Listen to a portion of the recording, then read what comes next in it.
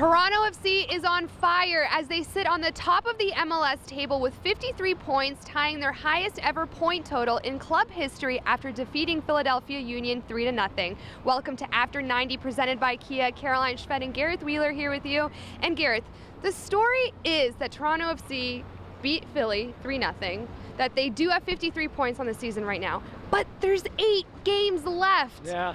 I feel like that speaks volumes about this team right now. The story continues to be written on this magical season, and tonight, that was a good old-fashioned butt whooping. I can say that, right? Like, that's PG enough. Look, that was as dominant of a performance as you'll get, and inside the Philadelphia Union locker room afterwards, they were acknowledging that. They were like, that was the best team we played all year.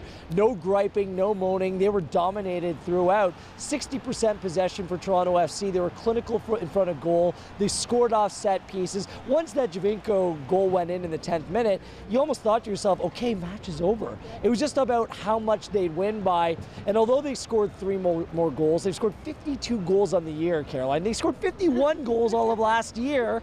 It's the clean sheet that stands out. When you talk to the team in the dressing room after, it was the fact that the team came away with not conceding a goal. There's been some of those games as of late, whether it was against Chicago or against Portland, there's been games where they've conceded late or given up a goal, which hasn't really mattered in the overall scheme of things, but it does to this team. They're perfectionists in a way, they take care of their craft, and right now they're just on an absolute other level compared to anyone else in this league. Well, there's no denying their recent success, but Coach Greg Vanney said in order for this team to reach their end goal, they have to take each game one game at a time.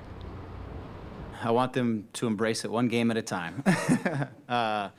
They're very much aware of the possibilities, but it's a mature group, and they're very much aware also that you only get to actually see those things if you can make one play at a time. You can play one game at a time, and I think this group we've talked a lot about performances, and so there's a clear understanding that we want to get better in each of these games as we approach the tail end, and we want to be in form.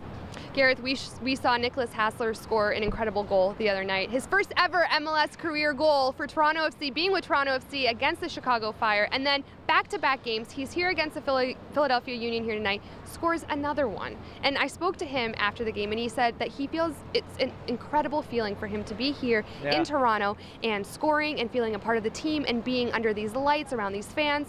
What would that be like for you if you were in his position? Well, one, I'm not. I wish I was. He comes from a country in Liechtenstein which you can basically fit inside BMO Field here, but he loves this city. He feels comfortable in the way the team's playing, his role within the team. Remember, he's naturally an attack-minded player. He typically plays an 8, attacking midfield role, but he's now playing at right back, and he came up to me so bashful, so shy after the game. He's like, I never scored a header in my life, and now he scored 2 in a matter of a week.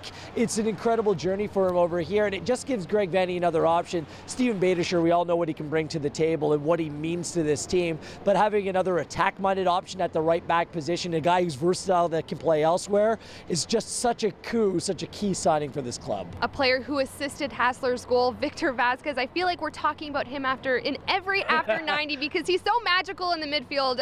The magician, we're calling him. You know, he assists Hassler tonight, he assists Josie Altidore, 13 assists now, again leading in MLS.